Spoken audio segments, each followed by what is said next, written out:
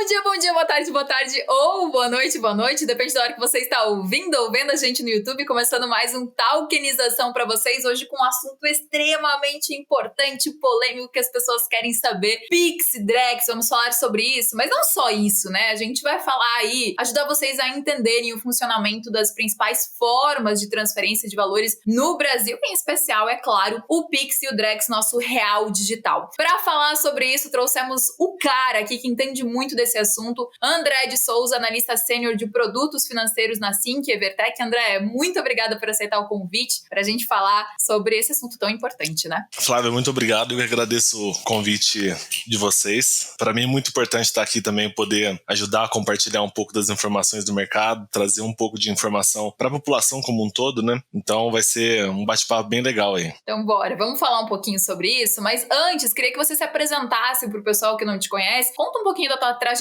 aí no mercado. Meu nome é André Rodrigues de Souza, eu tenho 31 anos, sou formado em Economia pela Universidade Federal de Ouro Preto, atuo no mercado financeiro desde 2017, então eu participei já de construções de fintech, de instituição de pagamento, do lado de credenciadora de cartão de crédito, como de emissor. Também venho do mercado voltado, né, realmente para uma vertente de crédito para a população carente, então de uma classe menos bancarizada, né? Então essa lida do crédito, assim, eu sempre lidei bem, né? Então eu trabalhei durante 6 anos nessa frente. E em 2023 eu trabalhei em São Paulo numa outra fintech também. E agora eu tô na Sync, na Evertec desde agosto do ano passado, de 2024. E atualmente eu atuo no produto de Pix. E também estava anteriormente trabalhava juntamente com os consórcios no Drex, né? Então eu venho trabalhando nessas partes assim. De forma resumida, é um pouco disso, né? Mas tem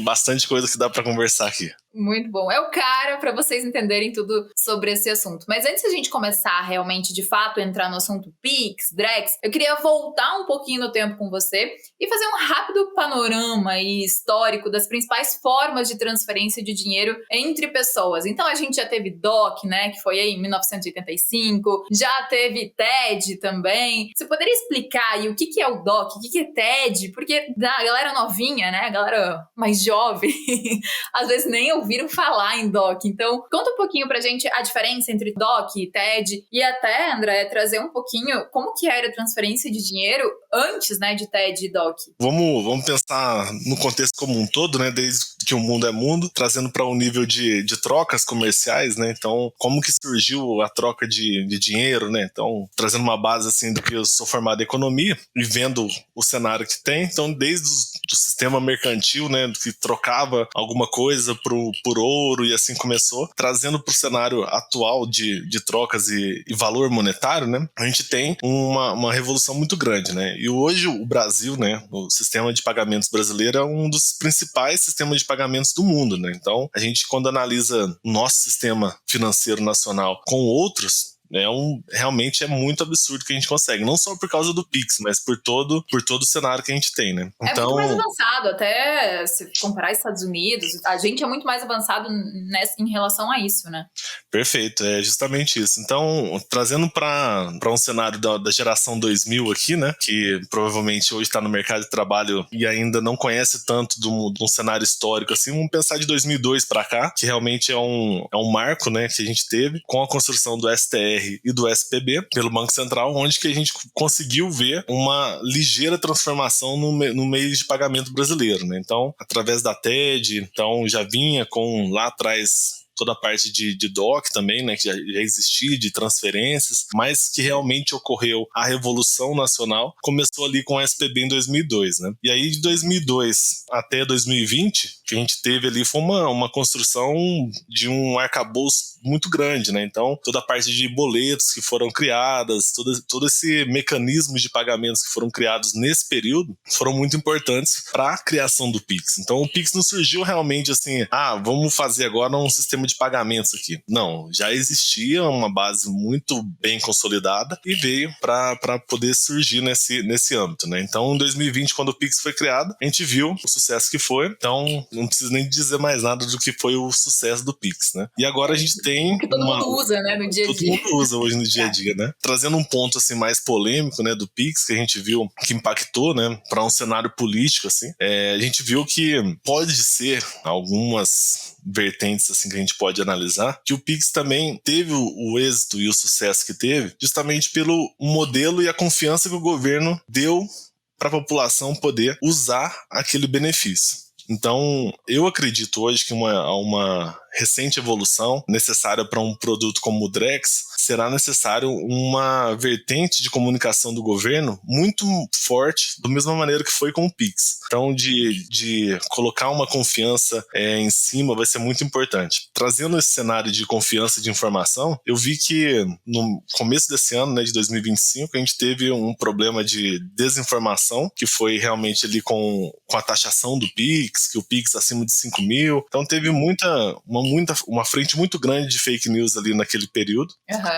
E essa frente de polêmica muito grande em relação a isso, né? Uma polêmica muito grande e realmente a população ficou assim, e aí, é verdade, não é, e tudo. E o governo não conseguiu transmitir essa informação, né? Por uma desconfiança de vários cenários de inflação sendo gerada na economia como um todo. Então, tem vários aspectos que trazem, né, uma confiança da população para usar algum produto que o governo está colocando na ponta. E aí a gente viu... E facilidade também, né, Alexandre? Assim, eu acho que o Pix, ele trouxe muita facilidade para as pessoas, e é o que todo mundo busca, né? Todo mundo vive num mundo muito ágil, então a gente consegue pesquisar tudo muito rápido, fazer tudo muito rápido. O Pix trouxe essa rapidez. Então, acho que isso foi um dos fatores também fundamentais aí pra gente ter as pessoas utilizando muito o Pix. É uma dinâmica realmente que encanta o mundo, né? Você vê os dados do Pix, o Pix não para, a agenda do Banco Central também não tem parado. Sim, tu pensa antigamente lá, um chequezinho, você preencheu o cheque. Nem sei se as pessoas usam muito cheque hoje em dia, acho que não, né? A gente nem vê as pessoas mais. Aí cheque, aí tudo era mais lento, mais devagar. Agora, putz, vai lá, pega o celular, aproxima, faz um Pix. Prático, né? Pega o relógio, você paga com Pix. Faz tudo muito fácil, né, também. Até as transações de cartões, né, de cartões de crédito, elas estão sendo migradas, né, para transações de Pix, tanto que quando a gente para analisar as transações de débito com cartão, tiveram uma diminuição muito grande, justamente por transações de Pix, né? Então o Pix vem substituindo transações de débito para transações de Pix, né? Então, o que a gente pensa como futuro, assim, né? Quando a gente para analisar se o Pix tá conseguindo substituir o débito. E agora o Banco Central começa uma agenda de Pix com o Pix parcelado. Será que o Pix também vai conseguir substituir o crédito? Será que o Pix vai conseguir substituir o crédito no futuro? Que seja um Pix garantido, um Pix parcelado? Eu não sei se por conta de uma coisa muito, sei lá, besta, não sei se é besta que a gente pode falar. Não sei por causa de milhas. Muita gente usa o crédito para milhas. A não ser que o Pix contribua para milhas em algum momento, mas... Pelo mercado de pagamentos que eu conheço bastante, eu vejo que criatividade não vai faltar ali. Formatos de ganhar algum benefício para a utilização desse produto é uma preocupação que eu vejo principalmente do lado de bandeiras, esse modelo de produto que está sendo criado. Então as bandeiras realmente têm que ter uma preocupação ou entrar junto de alguma forma para entrar o Pix, porque o Pix, quando a gente para pensar, Visa, Master são arranjos de pagamentos, né? E o Pix é mais um arranjo de pagamento que tá se tornando o maior, o mais utilizado no Brasil hoje. E aí tem agendas para Pix internacional e tudo mais, e isso fortalece muito, né? Isso é muito importante. Eu queria voltar um pouquinho, você falou de SPB. O que seria isso? O SPB é o Sistema de Pagamentos Brasileiro, né? Pronto, então... A maioria das pessoas não sabe, eu também não sabia o que era essa sigla. Desculpa. Eu vou voltar aqui, porque ficou essa dúvida. O Sistema de Pagamentos Brasileiro, né, que foi construído assim nessa jornada para poder fazer essas transferências de forma bem rápida, assim, na época, né, que teriam as cobranças, que os bancos começavam com tarifas de interbancárias para poder utilizar e tudo. Foi na construção do SPB, do Sistema de Pagamentos Brasileiro, em 2002, né. Agora eu queria falar com você, antes da gente entrar propriamente falando do Drex, que tipo de tecnologia, né, a gente vai entrar na parte tecnológica do Drex, que tipo de tecnologia o Pix utiliza, assim? Como que ele consegue funcionar dessa forma instantânea, 24/7, trazer toda essa facilidade para as pessoas? Você sabe falar um pouquinho sobre isso pra gente? O Pix hoje ele trafega em mensagens de XML, né? Então são mensagens mais curtas, que conseguem trafegar de maneira mais rápida, né? Então, tudo acontece através do sistema de redes do Banco Central, né? Que é através de um link RSFN, que trafega essas mensagens dentro de um conglomerado, assim, de empresas, de bancos, de instituições, que é do Banco Central, né? Então, ali dentro do sistema de pagamento brasileiro, existem essas trocas, né, entre as instituições, entre os bancos, que são liberadas pelo Banco Central para poder ter acesso. E aí, um ponto, assim, que o SPB também ajudou muito foi realmente conseguir criar as camadas de conta liquidação de cada instituição bancária, né, para poder ter essa separação. Então, cada banco tem a sua reserva bancária, e essas contas de reserva bancária são criadas dentro do sistema do SPB. O Pix, ele parece ter muita vantagem, né, André? Ele tem alguma, tipo, não desvantagem, mas alguma limitação, assim, mesmo que pequena, nessa forma de transferência? Ele tem alguma questão? Assim, de desvantagem do Pix, que eu vejo, assim, a maior desvantagem do Pix, assim, que a gente pode analisar, é que tem muito, vamos pensar em questão de fraudes, né? As fraudes antes do Pix ali, quando eram realizadas TED e tudo mais, mesmo no celular e tudo, as transações demorariam um tempo maior, porque dentro do SPB existe uma função, né, das instituições, que são os pilotos de reserva bancária. Esses pilotos de reserva bancária, eles são responsáveis por olhar as transações que estão sendo realizadas entre os bancos e aprovar dentro do SPB ali, de alguns tipos de regra, as transações. Vamos pensar num formato mais manual, assim, do passado recente. Então, você queria fazer uma transferência, vamos pensar numa questão de fraude, você recebeu uma ligação, eu tô com sua filha aqui e precisa de fazer uma transferência de R$5.000. Aí, o que acontecia? Os sistemas do banco conseguiriam, de forma mais... Você teria que ir na agência, muitas vezes, no caixa eletrônico, fazer a transferência e tudo. Essa transferência não caía de forma automática, então, sei lá, demorava 15 minutos, meia hora, e aí dava tempo de uma fraude ser evitada. E com o Pix, né, isso ficou muito latente, né, porque a pessoa já tem os parâmetros ali, acontece de ligar, de mandar uma mensagem no WhatsApp, alguma coisa, e você envia a transferência, quando você vai fazer uma solicitação de um mecanismo especial de devolução no Pix, muitas vezes já é tarde demais, o cara já sacou o dinheiro, alguma coisa nesse sentido, você não consegue rever o valor, né? Então essa dinâmica, esse ponto de, não vou dizer falha, mas um ponto de atenção que precisa de ser dado, né? E hoje, assim, fora essa questão, né, de golpes, né, que a gente tem é tudo muito rápido, né? Então, ao mesmo tempo que a gente tem um ponto positivo de tudo ser muito rápido, a gente tem, é claro, a questão negativa. Mas quais principais desafios aí você vê que o sistema de pagamentos instantâneos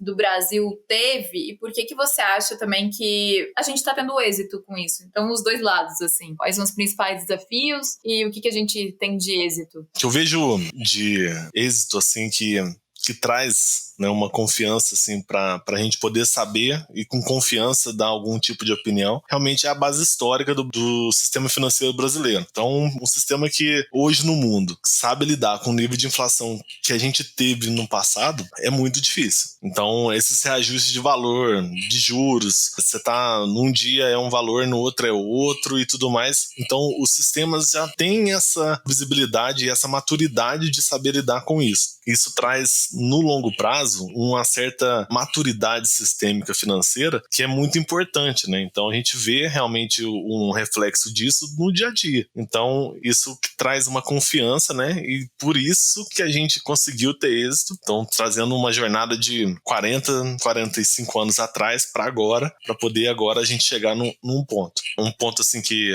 eu vejo que é uma dinâmica muito engraçada e legal de se ver, é que hoje a gente não é mais o país do futebol, né? Hoje a gente vê que nós não somos mais o país do futebol. Por diversos motivos, por diversas questões, o futebol melhorou no mundo inteiro, algumas coisas nesse sentido. Mas nós somos o país do meio de pagamento. Isso tem que ser destacado. A gente tem um Banco Central que já ganhou diversos prêmios de melhor Banco Central do mundo, tem um presidente de Banco Central que já ganhou diversos prêmios, e isso muitas vezes a gente não consegue dar o devido valor nisso, né? E aí fica... Eu acho que as pessoas muita gente nem sabe disso, né? Sim. Mas é mais para quem realmente, de fato, está envolvido no mercado financeiro, olha mais para essa questão, que sabe, de fato, quanto o nosso país é avançado em relação a outros países. Eu nem sei, mas Tem algum outro sistema de pagamento instantâneo, tipo Pix, em algum outro país? Você sabe se tem? Se é algo diferente? Eu vi alguns estudos e inspirações assim do Pix lá em 2019, começo de 2020 ali, que teria na China, né, um mecanismo de pagamento instantâneo na China, que é similar ao Pix, porém não condiz com o nível de segurança e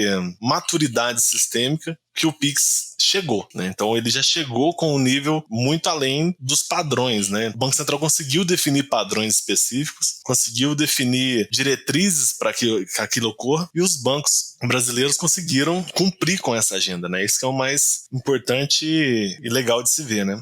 E a China também, a China olha muito para isso, a China tá também já desenvolvendo, não sei em que ponto que tá o yuan digital dela, né? Agora entrando um pouco mais em moeda digital de Banco Central, a gente falando um pouquinho sobre o Drex também. No começo, né, a gente ficava falando muito do Drex como nosso real digital, mas muitas pessoas confundem também o Pix com o Drex. Você consegue explicar um pouquinho a diferença entre um e outro para as pessoas entenderem? Vou tentar resumir de forma, assim, como eu entendi e tentar repassar o meu entendimento, de uma forma bem básica, assim. Então, quando lá em 2002, né, trazendo já um passado, assim, foram criados, né, o sistema de pagamentos brasileiro, as contas de reserva bancária de cada banco dentro desse sistema. Cada banco ficou ali com a sua caixinha dentro do sistema de pagamentos brasileiro, dentro do SPB, e cada um tem sua conta de reserva bancária ali. O Pix, ele trouxe um novo sistema para unir com a conta de reserva bancária. E aí foi criado o sistema de pagamento instantâneo, que é o SPI. Então a gente tem duas camadas ali dentro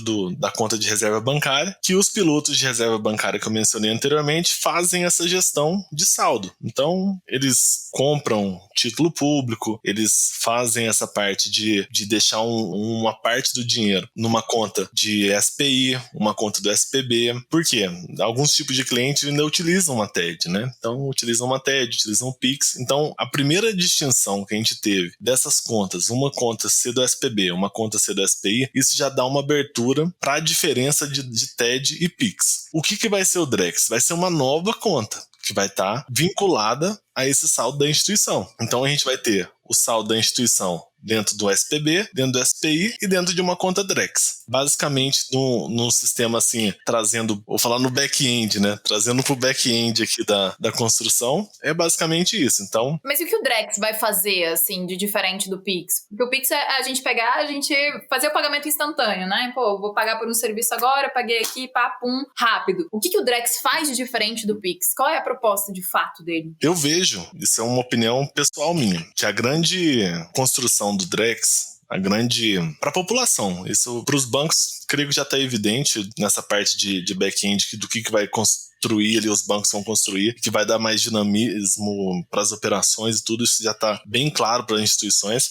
mas trazendo para um nível da população, que qual vai ser a principal diferença? A principal diferença vai ser para o crédito. O crédito vai ter uma vertente muito forte com o Drex. Então, a maneira com que você tem, vamos pensar aqui, você tem um veículo hoje. Você tem um veículo hoje e você vai tokenizar ele na carteira do seu banco. De alguma forma, você vai conseguir colocar uma garantia, colocar algum tipo de crédito mais rápido, às vezes, ali, que você consegue se sentir melhor. Então, você quer trocar de carro, às vezes, vai vender o carro, vai conseguir fazer uma troca de veículos de maneira mais rápida, você vai conseguir diminuir agentes, né? Então, na economia como um todo. E eu acredito, assim, que para a população, os grandes exemplos que a gente tem, assim, que vão chamar a atenção no final das contas, vão ser para esse tipo de móveis e imóveis, né? No caso, veículos, né? No caso de imóveis, um apartamento, por exemplo, um apartamento tokenizado, que já sai... Você não precisa de ter um custo tão alto com cartórios e tudo mais. Essa vertente vai ser bem forte para a população estar vendo, né? E isso vai estar, no final das contas ali, vai estar no aplicativo do seu banco. Você vai conseguir visualizar de maneira mais fácil, vai ter um acesso mais facilitado. Então, essa união, essa sinergia que o Drex vai propor no final, isso vai ser muito bom. Ele vai trazer muita facilidade, né? Uma das coisas que as pessoas, quando a gente fala em Drex, aí as pessoas olham, putz, blockchain, smart contract, que daí vai falando, olhando a parte tecnológica, a pessoa acha que é um bicho de 7 cabeças. Mas isso até em outros podcasts que a gente gravou aqui, é super importante destacar que Assim como o Pix, a gente não sabe como lá por trás toda a tecnologia funciona, o Drex também, a gente não vai estar olhando por trás. Vai ser simples, você vai entrar no aplicativo do teu banco e vai estar ali de forma simples, prática para você. E vai funcionar e vai melhorar a sua vida, praticidade e facilidade. É basicamente isso. Então, vai ser intuitivo. A gente vai usar e a gente nem vai saber como é a tecnologia, o que tem por trás aí acontecendo. A não ser para quem realmente está mais envolvido, busca saber mais. Senão, vai ser só ali, putz, vou fazer um Drex aqui, sei lá o que, como que vai ser ali nos bancos, mas vai ser tudo mais fácil, tudo, né, mais intuitivo. Isso é super importante também. Sim, e eu vejo que para a população, hoje o cenário do Drex para a população como um todo, ela vai vir realmente para esse modelo de carteirização mesmo, assim, de dar essa dinâmica para a população. Mas o principal vai ser o corte de intermediários, muitas vezes, que não se fazem tão necessários mais, né? Alguns lobbies vão ser criados, né? Então, o que vai ser o mercado de cartórios, né? A partir da tokenização de imóveis. Como é que vai ser a nova regulamentação para isso? Como é que vai lidar com isso? Vai acabar os cartórios? É assustador, às vezes, para um dono de cartório hoje pensar, não vou ter mais da minha fonte de receita aqui, que são até teve um movimento dos cartórios, eu não lembro exatamente qual foi ano passado, até saiu notícia de alguns cartórios realmente preocupados em relação ao uso da tecnologia blockchain, né, dos smart contracts, da forma que poderia impactar eles. Mas eu não lembro o desfecho que deu, mas teve essa, de fato, preocupação, mas eu acredito que vai ser bom de um lado, né?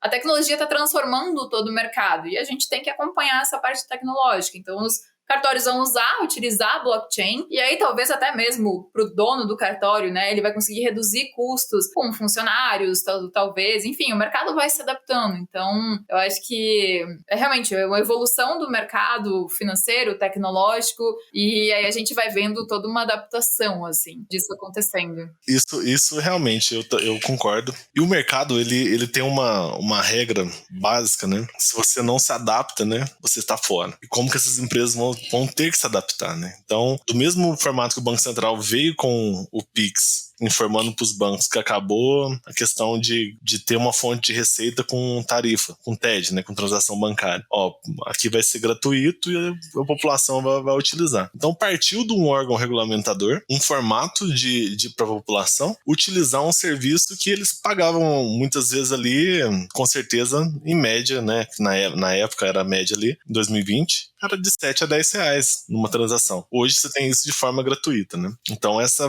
receita que os bancos perderam foi uma receita alta. Como que eles reajustaram essas fontes? Se reinventaram em outros formatos, né? No caso, hoje, algumas instituições estão criando Pix com cartão de crédito. Enfim, a imaginação do sistema de pagamentos brasileiro também, como um todo, principalmente de emissor de cartão e tudo, é bem grande.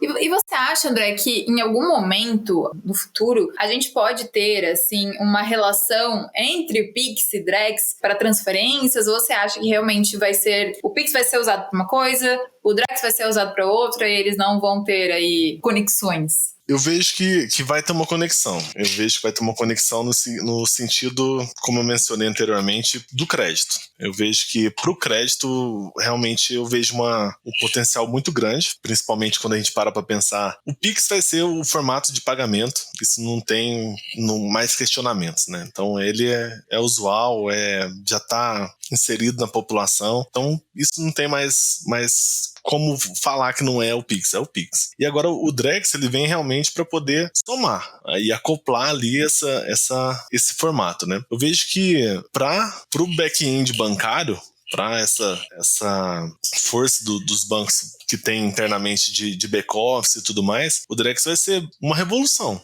Realmente, quando a gente para analisar assim, os formatos que tem hoje, vamos pensar assim, vou trazer um exemplo aqui de cartão de crédito. Você tem toda uma rotina de corte de fatura, tem várias pessoas que montam, poder ver o interchange de bandeira, para poder ver se está tudo certinho. Você tem do lado da adquirente, por exemplo, todo um cenário para poder de processamento da transação e tudo, toda essa dinâmica de processamento funcionamento de cartões de crédito, você poderia utilizar ele todo dentro de um formato de smart contract, num contrato inteligente ali que consegue dinamizar e você colocar suas regras ali para transações que sejam num formato inicial via Pix. Você pode, do mesmo jeito que você tem um cartão tarja ou plástico hoje transacionando, você pode ter uma forma de iniciação que seja um Pix e tudo por trás ali pode ser um formato via Drex. Então tem muita saída para esse arcabouço tecnológico para o Drex somar, né? Então esse é um ponto muito legal que realmente vislumbra assim, os olhos às vezes. E qual que é a sua opinião aí sobre a plataforma do Drex, essa crescente revolução tecnológica, né, permitida aí pela blockchain e essa também consequente tokenização de ativos financeiros que a gente está acompanhando? Eu tenho uma opinião pessoal assim bem forte no sentido de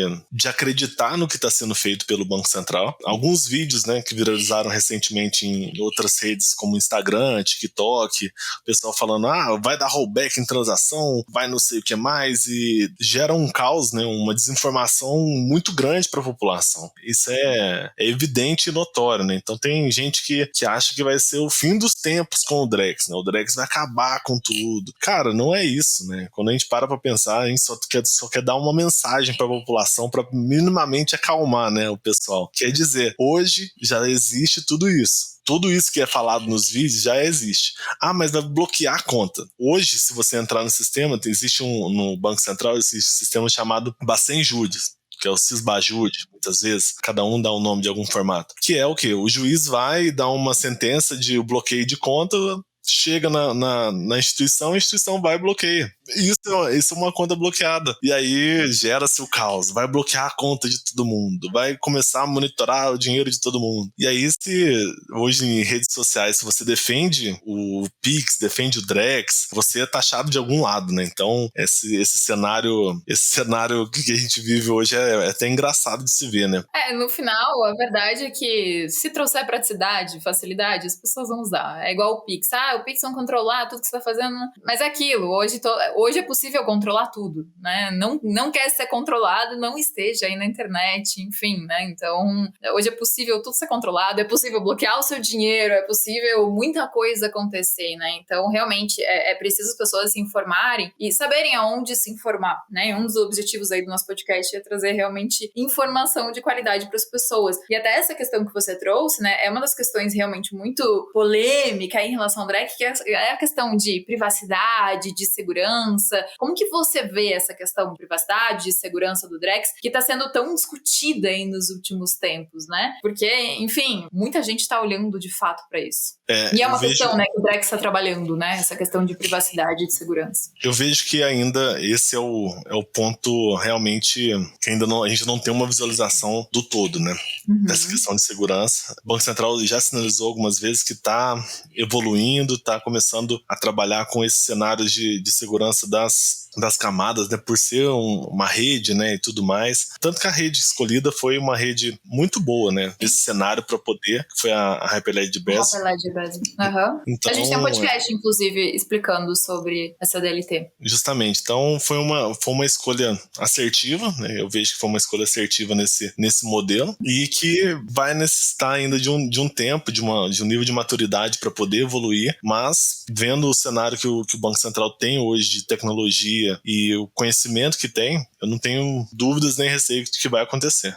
Até podcast, acho que foi retrasado, passado, até a gente perguntou, né, pro convidado sobre o Banco Central, né, a previsão do lançamento do Drex. E aí falou que o Banco Central estava falando em breve, né, porque em breve pode ser hoje, pode ser amanhã, pode ser daqui a 3 meses, para não dar uma data certa, mas realmente eles estão lidando com essas questões, né, de privacidade, de segurança, para quando de fato lançar o Drex vir aí de forma segura para as pessoas, para o Banco Central, para os bancos, enfim. Então, é uma questão ainda que eles estão trabalhando, né, estão evoluindo aí no mercado. Eu queria saber também, né, a sua opinião aí, o que você vê para o futuro da economia tokenizada? Você acha que, de fato, nossa economia vai ser tokenizada? Como que você está olhando para isso? Eu vejo que sim. O cenário que a gente teve de criptomoedas e tudo, eu defendo o formato que foi criado de cripto, economia aberta. Acho que realmente é o futuro, não é mais questionável. questionável, mas ao mesmo tempo, essa é uma particularidade minha, eu vejo uma necessidade de ter um lastro mais forte, sabe? Do que puramente a tecnologia em si. Então acho que a CBDCs vem com essa força que necessita. Por isso que eu acho importante essa evolução andar junto das CBDCs e tudo mais. O cenário que algumas economias, como Estados Unidos, né, já vem montando alguns tipos de reserva em cripto. Então, são formatos que trazem uma confiança já para moedas existentes. Mas essa questão do lastro ainda é um ponto meu mesmo, assim, de falar, cara, eu acredito no real, né? Então, é a moeda que eu vejo no dia a dia, que tem a força que tem. Então, uma CBDC é o ideal pra mim, na minha visão. Então, eu sou fã. Você tá falando com uma pessoa muito cripto aqui. Não, tem os dois lados, né? De fato, assim. Porque pra quem olha muito pra cripto, né? Por exemplo, eu tô no mercado cripto desde 2019 e eu estudei muito cripto lá no começo já. Então, tem muito a questão você é economista, né? Da história do dinheiro, da história do lastro da nossa moeda, do lastro, né? De ser o ouro, ter se perdido lá atrás, então ter virado a confiança no governo. Então tem muito essa questão que cripto traz, aí tem a questão tecnológica aí como lastro, né? Mas de fato, né, tem que saber também, cripto tem 550 milhões de criptomoedas, você tem que saber qual olhar, de fato ver toda essa questão. Mas é um assunto polêmico, é um assunto polêmico. É um assunto polêmico. Vale um podcast todo isso para poder se abrir, né, o mercado como um todo, assim. Sim, mas é muito interessante de se ver, né? Mas de fato, olhar para a tokenização, assim, a nossa economia, com certeza, assim, vai ser tokenizada. É um mercado que a gente já trouxe aqui, né, algumas pesquisas apontando que vai ser um mercado de trilhões de dólares até 2030. Então, é um mercado muito promissor, né? BlackRock, enfim, lançou fundo tokenizado ano passado. Então, a gente vê aí grandes empresas, grandes fundos, todo mundo olhando para a tokenização de ativos, que eu acho que é inevitável, traz diversos benefícios para ambas as partes. Eu vejo também uma economia tokenizada. Agora, eu queria falar da Sync, que a gente ainda não falou. Nossas pesquisas, aí a gente deu uma acompanhada aí, e a gente viu que a Sync participou dessa primeira fase de testes do Drex. Você poderia falar um pouquinho mais como que foi essa participação? Se você teve vinculado nessa participação, como que foi, de fato? Eu participei, né, do consórcio, do grupo de empresas que vinha trabalhando junto com o Banco Central.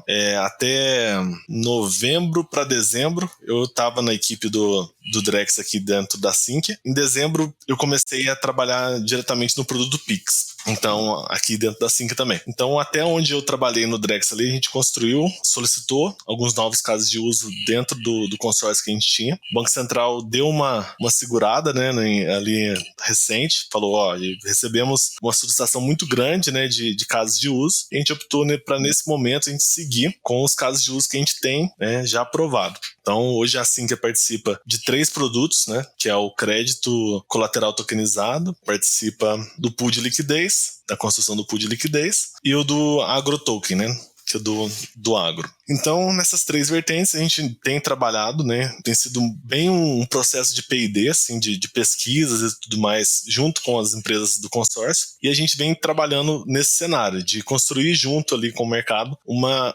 força, assim, para poder ter um produto na ponta, né? Então, a gente tem hoje o Mercado Bitcoin, que é a empresa líder do consórcio nosso, e a gente participa ali diretamente junto com as construções que têm sido feitas, né? Tanto do pool de liquidez, quanto do crédito tokenizado e do AgroToken. E de resultados, assim, o que vocês têm visto? Assim, o que chama atenção? O que tem chamado a minha atenção tem sido, no pool de liquidez, o formato das transações dando certo, sabe? Pelo menos do que eu acompanhei até no final do ano passado. Foi bem interessante de ver. O Banco Central tem os gates, né? Os grupos de trabalhos que têm sido recorrentes e têm sido agendas evolutivas de maneira bem rápida, assim, sabe? Então, traz para o mercado, já consegue rapidamente já entender como é que o mercado lidou, melhora. Em outro cenário já consegue rapidamente também. Então, tem sido uma agenda, creio que não tão rápida quanto o Pix tem sido. Sim. Analisando evoluções assim de Drex e Pix. É muito mais coisa envolvida, né? É muito mais processo. Muito mais coisas. Então, eu vejo que para esse ano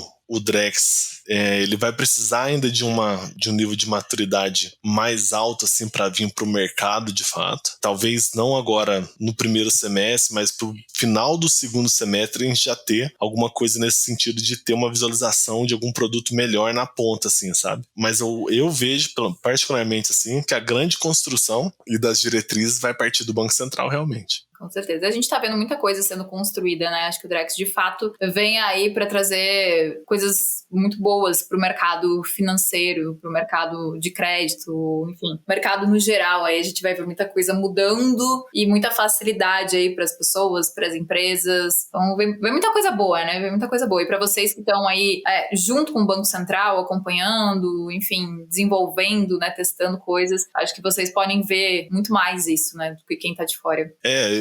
Eu particularmente vejo assim que vai ser uma otimização muito grande de back-office, né, de processos que são realizados hoje muitas vezes de forma manual, assim, dentro de instituições. Isso vai dar uma automação absurda. É um negócio que, quando realmente consolidar muitas coisas, quando os smart contracts já tiverem um nível de maturidade maior e mais elevado, vai ser algo que vai deslanchar muito rápido e vai ser uma revolução realmente muito grande dentro do mercado financeiro brasileiro. Mais transparência, mais segurança, mais redução de custos, isso é bom para todas as partes, né? Então a gente vai ver muita coisa acontecendo por aí. André, queria que você fizesse suas considerações finais, se tem algum ponto que, putz, eu esqueci de falar e você gostaria de abordar, fica à vontade, o podcast é seu, agora quero ouvir de você. Eu agradeço imensamente o convite de vocês, é muito, muito legal ter essa troca de informações, troca de ideias, né, como um todo. E o que precisar de conversar e trocar uma ideia aí, eu tô disponível. Muito obrigada, André. E é isso, pessoal. É bem isso. Acompanhe mesmo nosso podcast. Porque a gente tem aí, a gente falou de Hyperledger hoje, a gente tem episódio de Hyperledger, a gente tem episódio com o Banco Central, a gente tem diversos episódios aí falando sobre tokenização de ativos, sobre tudo que vocês quiserem saber aí relacionado à tokenização, à blockchain, a mercado de crédito, mercado de capitais, tudo. A gente tem muita coisa. E a gente também tem muita coisa no descomplique.com.br. Lá tem muito conteúdo de graça pra vocês e de qualidade. Então, aproveitem, porque é muita informação em tudo que é lugar, então tem informação concentrada aí pra vocês. Espero que vocês tenham gostado. Logo tem outro podcast pra vocês. André, muito obrigada pela tua participação. Eu que agradeço, Flávia. Muito obrigado. Obrigada, gente. Tchau, tchau.